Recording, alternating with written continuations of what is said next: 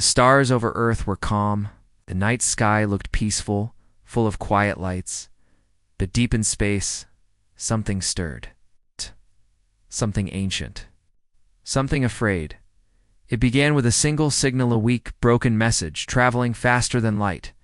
It passed through solar storms, dust clouds, and black silence until it reached Earth's deep space listening post. At first, no one noticed. The signal was strange, old, foreign. It didn't match anything known, but the computers kept listening. Miles underground. In a secure U.S. space defense facility, a technician named David Green leaned back in his chair, sipping cold coffee. The night shift was usually boring, and the screen in front of him blinked red. Unknown transmission detected. The monitor read. David frowned. "That's new," he called his supervisor. More analysts gathered. The signal was decoded slowly. Word by word, it wasn't human. That much was clear. But it wasn't a threat either. It was a call, a cry. "Help us. We're dying. Coordinates attached. Send assistance. Not warriors, not machines. Only peace." But the strangest part came at the end. This message is not for Deathworlders. If you are. Deathworlders, do not come. We beg you. The room fell silent. No one spoke. The next morning, the message reached the Pentagon, then the United Nations. Experts debated its meaning. Some thought it was a trick. Others believed it was real. Finally, Earth's new space command took action. Captain Elena Ramirez, commander of the deep space flagship Dauntless, was summoned. "You'll lead the mission," the general told her. "Explore, observe, assist if possible, but stay alert. We don't know who sent this or why." Ramirez was calm, but curious. "What's a Deathworlder?" The general gave her a cold smile. "They're talking about us." Earth, compared. Too many alien worlds. Was violent, chaotic, dangerous. Its gravity was strong, its weather extreme, its creatures fierce, and its people well. Humans were known to fight, survive, and win. The aliens didn't want warriors. But warriors were. What they were getting. 3 days later, the Dauntless left Earth orbit. A full fleet followed: 6 cruisers, 12 frigates, support ships, and a research vessel. All were armed. All were ready. Lieutenant Ava Kim, a young communications officer, studied the alien signal day and night. "It's afraid," she told Ramirez as they neared the coordinates. "Whoever sent it, they weren't just asking for help. They were running from something." Ramirez nodded. "Let's find out what."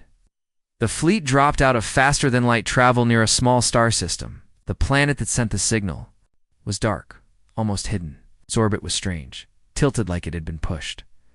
"Scan the surface," Ramirez ordered. The planet was silent. No power, no heat, no life signs. "Where is everyone?" Ava whispered. As the Dauntless moved closer, they found the remains of a city, burned, broken, silent. Giant buildings lay in ruins. The streets were full of ash. No bodies, no movement. Just shadows. Dr. Malik, the lead scientist, stood at his station, stunned. Something hit them hard. Not a war, a slaughter. But fast, surgical. Then the fleet picked up movement. A small ship, hidden under debris, powered on. A signal pulsed from it, weak, nearly lost. "They're still here, watching. Leave. If you value your lives, run." Ramirez stared at the screen. "Who is watching?" "Number." One answered suddenly. One of the smaller frigates screamed over the comms. "Captain, something's out there, moving between the moons. Us can't track." The signal was cut. Ramirez shouted, "Red alert. Shields up." All ships formed defense pattern. But the attacker never showed itself. One moment the frigate was there, the next it vanished. Not exploded, not destroyed, just gone. Ava's voice shook. We didn't even see what hit them." Crew worked fast, scanning every direction. Nothing appeared. "They're cloaked," Dr. Malik said. "Or outside normal space." Ramirez made a decision. "Recover the escape pods, then we leave." But there were no pods, only silence, before they jumped away. A second signal echoed across their systems. Ancient, cold, full of rage. You were warned. Deathworlders bring death. You came anyway. The fleet jumped back to safe space, hearts pounding. One ship lost. No enemy to fight. No enemy to see. Ramirez called a private meeting with her officers. They sent that signal expecting someone else, she said. They didn't want us. And now we've awakened something worse. Dr. Malik nodded. There's something out there that kills civilizations. And now it knows we exist, Ava said softly. Ramirez looked out into the stars. They thought they were calling for help. But now the Deathworlders have answered. 3 days. After the fleet returned from the dead planet, tension hung in the air like fog. The mission had failed. One ship was gone, no enemies were seen, no shots fired. Just one message had been made very clear. Deathworlders were not welcome. Captain Alina Ramirez sat alone in her command chair aboard the Dauntless, replaying. The last transmission from the probe, the image was dark. Faint starlight. Then, slowly, a shape came into view, a giant black structure. No lights, no motion. Just floating, waiting, alive. Then static. The probe was destroyed 2 seconds later. We don't even know what that thing is, said Dr. Malik during the emergency meeting. It wasn't a ship. It looked more like a living machine. Something. Old. Maybe even intelligent. Commander Rafe Bennett leaned forward. If it's alive, it can be reasoned with. Dr. Malik shook his head. That thing didn't talk. It erased. Everyone turned to Captain Ramirez. She stood slowly, eyes hard. I want answers. We're not going back blind. We send another ship. Small. Fast. Stealth mode only. I want it inside that structure. A silence fell across the room. Lieutenant Ava Kim spoke first. I'll go. I can operate the stealth scout. If that thing talks, I'll hear it. No, Ramirez said. You're too valuable. But I need your mind on the ground team. Prepare the mission. A crew of 4 was selected. The stealth ship, Whisper, launched quietly into the black void of deep space. It carried no weapons, only scanners, recording equipment, and brave hearts. They reached the dark structure in 16 hours. From a distance, it looked like a tangle of metal bones wrapped around a dead star. But as they got closer, the ship's AI detected something. Stranger heat signatures. Movement, not fast. Just slow pulses, like a sleeping heartbeat. This thing is alive, one of the crew whispered. The Whisper activated scanners. Every scan came back wrong. It was like the structure was bending time inside itself. Then, for the first time, it spoke. Not through comms, it's not through sound. It entered their minds. You are flesh, you are decay. You were not called, you were warned. The crew screamed. The ship AI triggered emergency recall, but it was too late. From the black ribs of the structure, a tendril of silver light lashed out and touched the Whisper. It didn't explode. It just stopped. No signals, no sound, gone. Back on the Dauntless. Alarms rang. Whisper is offline, Ava shouted. All data gone. Dr. Malik looked sick. That thing is not just a weapon. It's feeding off anything that comes near it. Captain Ramirez clenched her fists. Then it's not a machine. It's a predator. They reviewed the last seconds of transmission. Among the static was a whispering sound not from the crew, from the structure. Ava boosted the audio and played it again. The voice was low, cold. We were once flesh, too. We learned, now we are forever, you are not ready. Ramirez turned to her command team. We're no longer dealing with a distress call. We're dealing with a warning. Just think this. Ancient machine, it's not protecting someone. It's guarding something. Lieutenant Patel, the fleet strategist, leaned in. If we want to live, we need to turn around and never come back. No, Ramirez said firmly. It knows we're here now. Running won't save us. What do you want to do? Dr. Malik asked. We prepare, she said. We send the message back to Earth, tell them what we saw, and then we build. defenses, shields, weapons. You want to fight that thing? Someone asked. Ramirez's voice was steady. No, I want to survive it. Ava Kim looked at the replay again. Captain, there's one more thing. Just before the whisper was taken, they sent a burst transmission. A map? A map. Malik asked. Yes, Ava said. It leads to more of them. Everyone in the room went still. How many? Ramirez asked. Ava looked up. Dozens, maybe hundreds, scattered across galaxies, all silent, all watching. Ramirez turned to her crew. They thought they were calling for help. But what they really did was wake something up. Now, humanity was not just involved, they were on the list. The Harvester was coming. Every satellite, telescope, and deep space sensor pointed at one direction now, the void beyond Jupiter. Machine, if it could even be called, that was on a slow but direct path toward Earth. No message. No demand. Just motion. Cold and certain. On Earth, panic spread. In orbit, space stations turned into weapons. The United Nations activated every emergency protocol written for an alien invasion. The military called it Operation Final Walby, because if this defense failed, there would be no second chance. But Captain Alina Ramirez wasn't on Earth. She and her fleet were racing back, faster than light, trying to reach home before the Harvester. Did it inside the Dauntless? Ramirez held a secure call with Earth's command. We hit it with everything we had, she said. MP nukes, high-yield fusion rounds it, didn't even notice. The general on the screen looked grim. Then Earth needs more than weapons, we need strategy. Behind him, scientists and defense officials shouted numbers, coordinates, ideas. Ramirez leaned closer. We can't treat this like a war with armies. This thing isn't fighting us. It's studying us. It's feeding on conflict, like the Luminari warned. The general nodded. Then what do you recommend? Ramirez hesitated. We show it something it's never seen. Something that doesn't make sense to a thing built on death. Like what? She answered quietly. Unity. On Earth, for the first time in history, there were no borders, no politics, only survival. Factories stopped making cars. They built planetary defense cannons instead. Satellites were refitted with shields and sensors. Spaceports filled with refugees fleeing underground shelters. And above it all, the defense ring was built.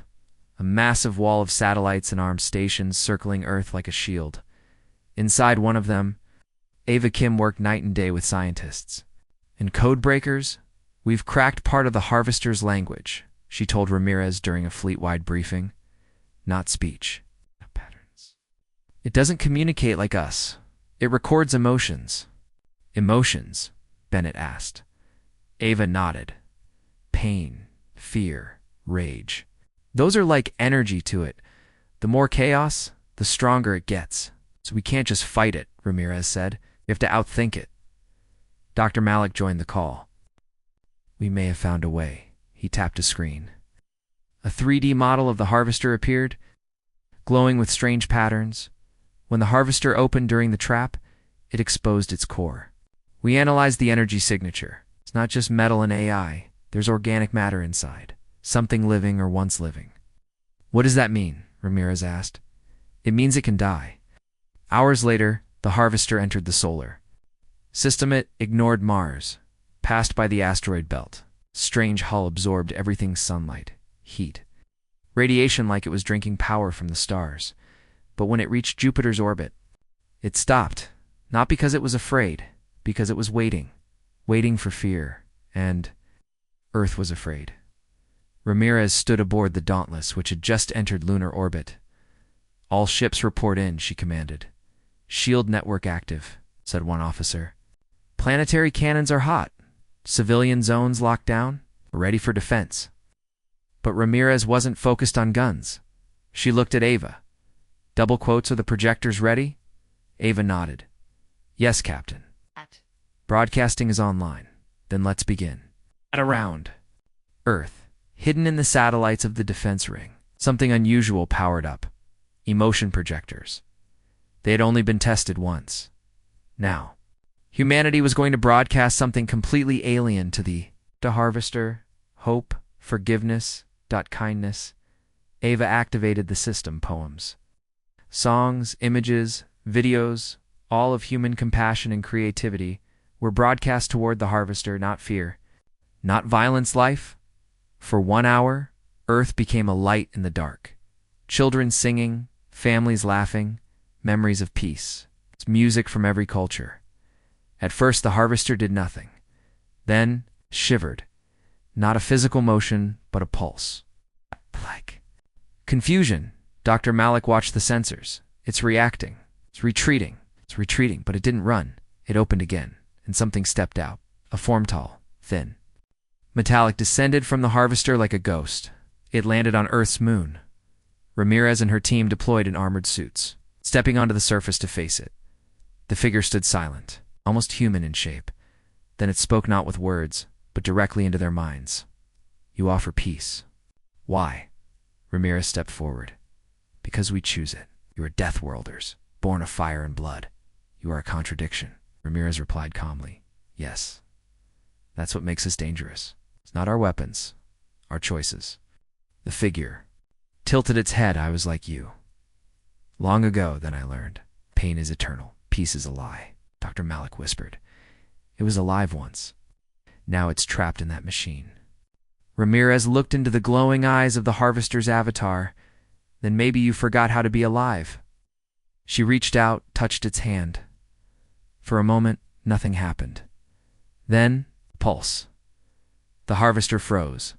In space, the huge machine shuddered. Then, powered down. Its lights dimmed, its claws retracted. The sky grew still. Silence returned to the solar system. The harvester, once a creature of death and power, had gone quiet. Floating above Jupiter, its dark metal folded like the wings of a sleeping giant. Its avatar, the humanoid figure on the moon, stood motionless. Inside, the dauntless Captain Alina Ramirez stared at the glowing screen. Are we sure it's really offline? She asked. Dr. Malik nodded. No signals, no movement. The harvester's energy has dropped by 97%. It's dormant, but not dead, Ava Kim added. Not yet. Ramirez knew better than to celebrate. Victory rarely came this easy. They had reached the harvester's mind not with weapons, but with emotion. A risk that had worked. Somehow. But then came the second signal. It was faint. A high-pitched frequency that didn't match any known pattern. It didn't come from the harvester. It came from deep space. The signal repeated. Every 11 seconds. 3 tones. Then silence. Then again on Earth. The signal hit every receiver at once, civilian, military, even private communication networks. It wasn't a transmission. It was more like a pulse, pushing into every listening device. And only one word translated from it. Awaken. At Moon Command, panic began to spread. If the harvester was a scout, Commander Bennett said, this signal could be calling the rest. Dr. Malik stood at the center of the room, face pale. That's not a call for help, it's a command. Captain Ramirez didn't blink. We bought time, not safety. Ava Kim was already pulling up galaxy charts. I've traced the source. The signal came from a system near the Orion Rift. There's no known colonies there, no ships, just empty space. Ramirez turned to her team. We're not waiting this time. We go there. Stop whatever's coming before it gets here. Bennett frowned. Captain, we just barely survived one. We don't know what else is out there. That's why we go, she said. Next time, Earth might not get a warning. Within hours, a new task force launched from the moon. The Dauntless, leading 5 stealth ships, entered faster than light jump toward the Orion Rift. On board, the mood was tense. Crews moved quietly. No jokes, no smiles. Everyone remembered the last encounter. As the fleet arrived near the rift, space changed. It was darker here. Stars seemed distant, like they were watching or hiding. Ava scanned the area. No planets, no moons, just a massive debris field, she said. Something big used to be here. Now it's dust. Suddenly her console beeped. She zoomed in on a strange object at the center of the debris, a sphere floating alone, black as coal, not metal. not rock.organic. Ramirez ordered a closer look. As they neared it, the object pulsed with a dull red glow, most like a heart. Then, without warning, every ship's power dimmed. Lights flickered, AI systems crashed. Then came the voice. "We see you." It didn't come through speakers. Came into the crew's thoughts, cold and heavy, just like the Harvester, but deeper, older. You broke the silence. You touched what should not be touched. A new figure appeared, projected into the minds of every human on the ship. It wasn't humanoid like the last. It had no face, only eyes. Too many eyes, shifting, watching. "You are dangerous," it said. "You feel. You hope. That must end." Ramirez stood tall. Even as pain crawled into her skull. "We're not afraid of you. You will be." The sphere cracked out of it, poured machines like insects with wings of metal and light. Hundreds of them attacked drones. The fleet raised. Shields, energy weapons fired. A dogfight in deep space began. This time, the Harvester's kind was not testing them. They were fighting back. The battle was brutal. 3 stealth. Ships were lost in the first 5 minutes. Ramirez's command deck shook violently as the Dauntless took a hit to its side armor. "Redirect power to shields," she shouted. "Launch counter-drones." In the chaos, Ava found something, Captain. "Those drones there. All running on one frequency. If we can jam it, do it," Ramirez yelled. Ava uploaded a burst jammer code into the CUM system. Within seconds, half the enemy drones froze mid-flight and crashed into each other. The battlefield lit up with explosions, but it wasn't enough. More drones poured from the sphere. Then came something worse. A ship. Larger than anything they'd seen before, shaped like a spine. It's twisting in space like it was alive. A true Harvester class, not just a scout. Dr. Malik stared in horror. "That's not a warship. That's a planet killer." Ramirez's voice was calm. "Then we don't let it reach a planet." She turned to Ava. "Is the prototype ready?" Ava hesitated. "The quantum imploder? It was never tested. It could destroy everything in a 1,000-kilometer radius, including us." Ramirez nodded. "Exactly." Said, "Of course, I'll take it in." "Captain, that's an order." But as Ramirez walked toward the drop pod, Bennett stopped her. "I'll go." She stared at him. "You have a family," he said. "Trained me. Let me be the one." For a moment she didn't speak, then she handed him the implant trigger. "Make it count." Bennett launched in a solo pod, quantum device armed. As the Harvester ship advanced, flew straight into its core, and triggered the device. White light filled the silence, then darkness, and the enemy was gone. The Harvester ship was gone. It's destroyed by Commander Bennett's sacrifice, but peace didn't return, not completely in the deep. Cold silence after the explosion in the Orion Rift. A new signal had appeared. It didn't feel like a threat. Not like the Harvester. Not like the machines, it felt. Curious, it asked one thing. "Who are you?" Captain Alina Ramirez stood on the bridge of the Dauntless, staring at the faint wave coming from the remains of the Harvester battlefield. The signal wasn't being sent by a ship or a machine. It was coming from the debris itself. From inside. "It's not electronic," said Dr. Malik, eyes wide. "This isn't tech. This is biological." Ava Kim turned her chair around. "Are you saying there's something alive in there?" Malik nodded. "Yes, and it's not communicating like any known species. It's reaching into us, touching our thoughts." Ramirez took a deep breath. "Then let's answer it." A small team was sent in, fully shielded, neural blockers and protective suits. The wreckage of the Harvester's supership still floated in chunks across the stars.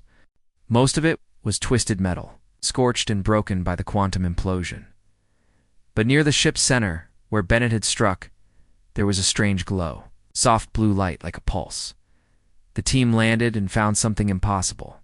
A pod, not machine, not alien metal, a cocoon of energy, like a heartbeat frozen in time. Inside it, a creature, humanoid, fragile, sleeping, breathing.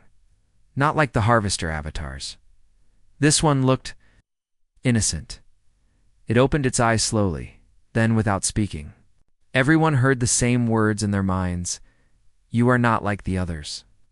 Back on the Dauntless, Ramirez watched as the creature was placed in a secure medical pod. No restraints, just scans.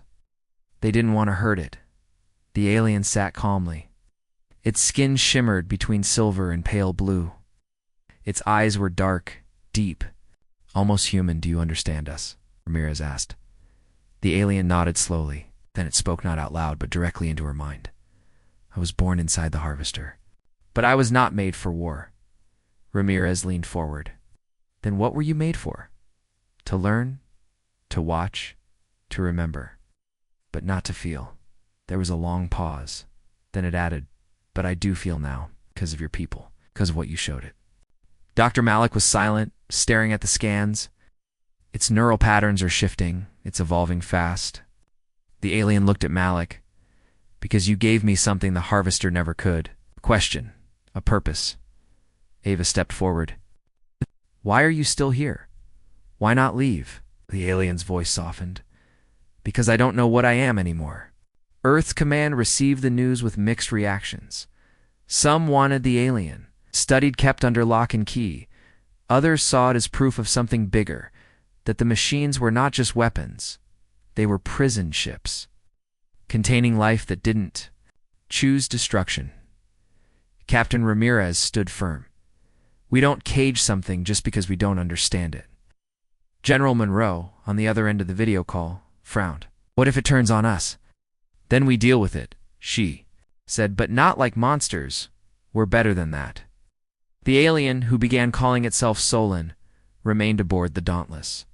He spent time learning human languages, watching music videos, even drawing on the walls of his quarters. He was fascinated with emotion with choice. But something strange happened. As Solon grew more aware, he started hearing them. The others, the remaining harvesters, sleeping in distant galaxies, waiting for war. They are stirring, Solon whispered to Ramirez one evening. They feel me changing. They feel fear. Can they reach you? She asked. He nodded. They will try to take me back, to stop the change. The next day, the Dauntless was attacked. Not by harvesters, by ships from an unknown alien species. Fast, deadly. They didn't speak, didn't ask questions. They came for Solon, and they were ready to kill anyone in the way. Ramirez didn't hesitate. Shields up, full defense mode. In space, a brutal battle unfolded. 3 enemy ships circled like wolves, targeting the Dauntlesses. Engines and escape pods. They're not here to destroy us, Ava shouted over the alarms. They want him alive. Ramirez turned to Solon. Do you know who they are? He nodded slowly. They were the first race the harvester fully consumed. Their minds were broken and rebuilt. They serve it now. They don't know how to stop. Malik was scanning data frantically. We can't outrun them, but we can buy time. How? Ramirez asked. Ava answered. We jump. The idea was risky. A blind hyperspace jump into uncharted space. But it was their only shot. Solon placed his hand on the ship's navigation controls. I know a place, he said, where machines fear to go. Ramirez gave the order. The Dauntless jumped, the stars twisted, time folded, and the ship emerged in a strange, quiet system. A white dwarf star, 3 broken planets, a ring of debris, glowing softly like embers, but no sign of life, no pursuit. Solon fell to his knees. This place, it was once a home, until the harvesters came. Ramirez helped him up. Is this where you were created? No, he said. This is where I was meant to die. She looked at him, confused. Solon touched his chest. There's a part of the harvester still inside me. If they call again, I may not be able to resist. Then he looked up, eyes glowing faintly. But I can stop them if I go back. The stars burned quietly in the distance. Captain Elena Ramirez stood on the bridge of the Dauntless, staring at the screen showing Solon's face. He was no longer just a survivor. It's no longer just a voice born inside a harvester. He was something new, something dangerous, and he knew it. If I go back, Solon said calmly, I can reach the others. It's not to obey but to corrupt them, to infect their thinking with what you gave me. Ramirez's voice was steady. You mean freedom? Nodded. But it will destroy me, he added. And maybe many others too. Ava Kim leaned against her console, frowning. You're saying we can win the war without fighting, just by changing their minds? Solon looked at her with calm eyes. These are not minds like yours. They are locked in survival, in war, in death. If they see me change, they'll see it as a virus, and they will strike. Dr. Malik spoke for the first time in minutes. How many are there? Solon closed his eyes. When he spoke again, everyone felt cold. Thousands, scattered across galaxies, waiting to wake. Earth Command was silent. The video feed from the Dauntless played across all screens. A decision had to be made. Do they let Solon return to the hive, risking everything? Or destroy him now and delay what may already be coming? Ramirez stood before her crew. We gave him emotion. He gave us understanding. We don't win this war with fear. We win it by doing what no other species could. Eva added, we made. A harvester feel mercy. That's not a weakness. That's power. Some officers disagreed. He could betray us, could wake them early. We don't take chances with death machines. But Ramirez only asked one question. Is there any other way? No one answered. Because deep down, they knew the truth. If the harvesters came again with full force, Earth wouldn't survive. But if Solon could turn one, maybe he could turn more. Maybe that was humanity's real weapon. Not guns, not fleets, but ideas. The final plan was made. A hidden transmitter was built inside a satellite drone. It would carry Solon deep into Harvester. Space, transmitting a soft, continuous wave of emotion, hope, music, peace, even pain. All the things that made humans human. If the harvesters tried to stop it, they'd have to confront the infection of thought, the infection of choice. Ramirez stood alone with Solon before launch. Are you ready? She asked. Solon looked at her with soft eyes. But I must go anyway. Ramirez smiled sadly. That's the most human answer I've ever heard. She handed him a small metal Ring Commander Bennett service tag. He gave his life for this mission. For you, make it mean something. Solon closed his hand around it.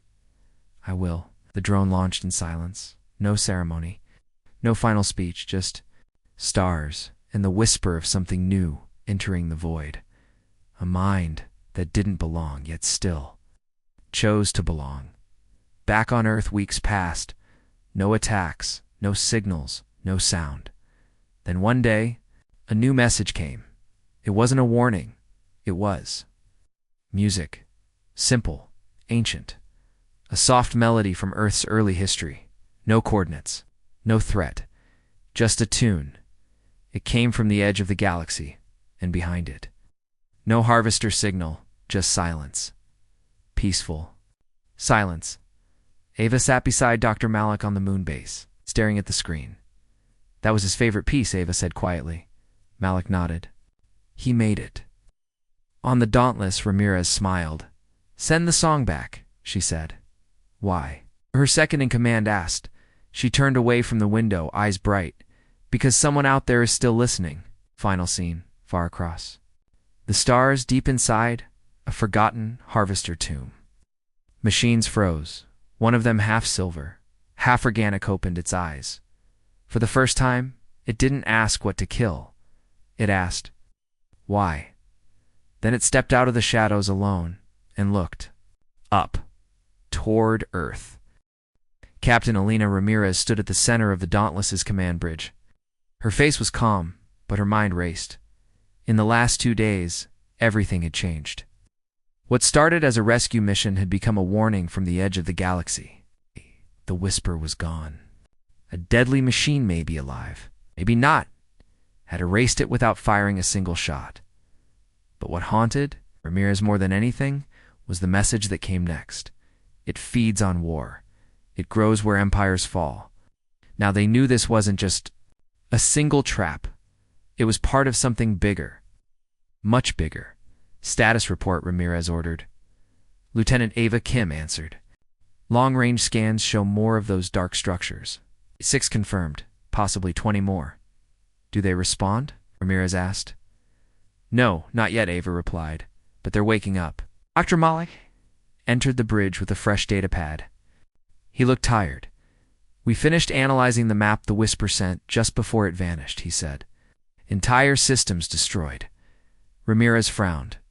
So it's not just coincidence.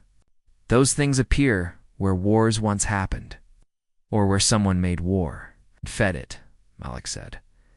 There was silence. Then Ramirez said what no one wanted to say. It may have brought it a new meal. Down in the fleet hangars, engineers worked day and night. Ships were refitted with new shielding. Experimental stealth tech was rushed into production.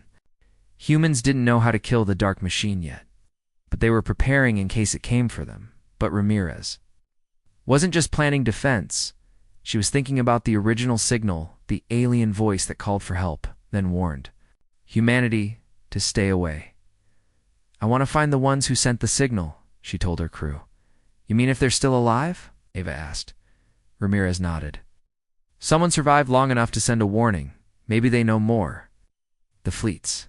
Scouts began searching nearby systems after 5 long days. They found something. A hidden station, floating in the shadow of a gas giant. No heat, no movement. But it was intact. Ramirez led a small team aboard. The station was ancient. Dust floated in zero gravity. Lights flickered from dying power cells, and then deep inside, they found it. A preserved alien, not living, but not dead either. Thought to be extinct for 300 years? They must be the ones who sent the distress call. The air filled with the soft hum of returning life. The alien opened its eyes slowly. They were silver, full of fear and full of knowledge. Ramirez stepped forward. I'm Captain Alina Ramirez of Earth. We received your message. The alien blinked. Then it spoke in slow, soft words, translated by the ship's system. You came. Then it is too late. What is it? Ramirez asked. The black machine? The structure. It has no name. We called it the Harvester. Where did it come from? Malik asked. From beyond the veil. Beyond space, it watches pain. When war begins, it comes. The alien trembled. Its voice shook. We tried to destroy it. Our weapons failed. It does not live like you. It does not die like you. Why did you call for help? Ramirez asked. We were desperate. The signal reached your world. You said you didn't want Death Worlders, 'cause we feared what would happen. But your strength is food for it. A long silence followed. Then Ramirez asked the hardest question. How do we stop it? The Luminari looked at her with deep sorrow. You can't. You can only run. Back on the Dauntless, Ramirez met with her commanders. Everyone had heard the Luminari's words. If we leave it alone, said Commander Bennett, maybe it'll go back to sleep. Ramirez shook her head. It knows about us now. That changes everything. Ava Kim stood slowly. Then maybe we shouldn't run. The room looked at her. Ava's voice was quiet but firm. If we're strong enough to feed it, maybe we're strong enough to choke it. Dr. Malik raised an eyebrow. You want to bait it? Set a trap. The room filled with a new energy. It was dangerous, bold, desperate. But it was a plan, and humans had always done their best work when they were desperate. Deep in the cold silence of space, a signal echoed a fake distress call, planted by humans near a sleeping structure. A war. Simulation. Artificial energy spikes. Faked radio chatter of 2 alien fleets locked in battle. It's all designed to attract one thing, and it worked. The Harvester moved. At first it was slow, a slight shift, a ripple of gravity. Then came the hum-low, like a whispering storm. The structure lit up with dim red lights, pulsing like a heartbeat returning to life. On board the Dauntless, the crew watched it unfold from a safe distance. Captain Ava said, eyes wide, it's responding. Exactly like the Luminari said. Alina Ramirez nodded, her face tense. Is it scanning us? No, it's ignoring us. For now, Ava replied. It thinks the war signal is real. Ramirez turned to Commander Bennett. How long until the trap is ready? Almost there. Our second fleet is in position behind the asteroid field, Bennett said. Takes the bait. We hit it with everything we've got. The human fleet had no illusions. They didn't expect to destroy the harvester. They just wanted to learn how it moved, how it reacted, and most importantly, energy cannons charged, EMP weapons were primed. But humans had hunted worse. Then came the moment. The harvester accelerated fast, too fast for something its size. It cut through space like a blade. It entered the trap zone. Now, Ramirez shouted. The asteroid field lit up like fireworks. Hundreds of missiles launched. Electromagnetic. Pulses exploded around the harvester's form. Kinetic rounds hammered its surface. For 10 seconds, stars disappeared in white light. When it cleared, everyone stopped breathing. The harvester stood untouched. Not a scratch. Not a dent. No reaction. Commander Bennett's voice broke the silence. That was everything. Ava stared at her screen, confused. Wait, I'm getting something. It's scanning now. The harvester turned slowly toward the human fleet. A deep pulse rang across every ship. Static filled the screens. Lights flickered. Then it spoke. Not in words, in thoughts. Dr. Malik clutched his head, sweating. It's not just speaking. It's digging. Into our memories. Our history. Captain Ramirez gritted her teeth. Can we block it? But it won't matter. It's curious now. The harvester began to move again, but not to attack. It opened. The structure unfolded like a blooming nightmare, layers of metal peeling back, revealing a center chamber glowing with strange blue light. Inside, they saw them. Ships, dozens of alien vessels, some familiar from history books, others never seen before. All captured, all floating lifelessly, like trophies. It's keeping what it kills, Ava whispered. A graveyard. Suddenly, one of the alien ships powered on lights flickered. The weapons turned. It fired straight at the human fleet. No way, Bennett shouted. The harvester was using the dead to fight more. Ships woke, some human-designed, lost colonist vessels, missing explorers, even parts of the Whisper. The harvester had learned. It wasn't just watching anymore. It was building, Captain. Ramirez barked orders. Evasive maneuvers? Get us out of firing range. Return fire only if threatened. The battle was short and terrifying. One human destroyer was hit by an energy weapon it had never seen before. It vanished. Another was swarmed by small drone ships, half organic, half metal.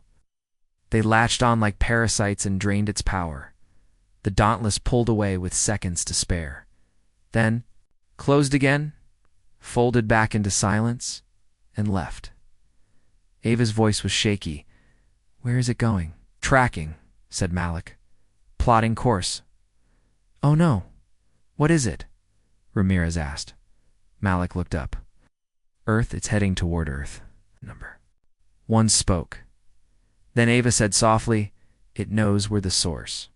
The origin of war, of strength, and now it's hungry. Captain Ramirez clenched her fists. Send the message. Full warning to Earth Command.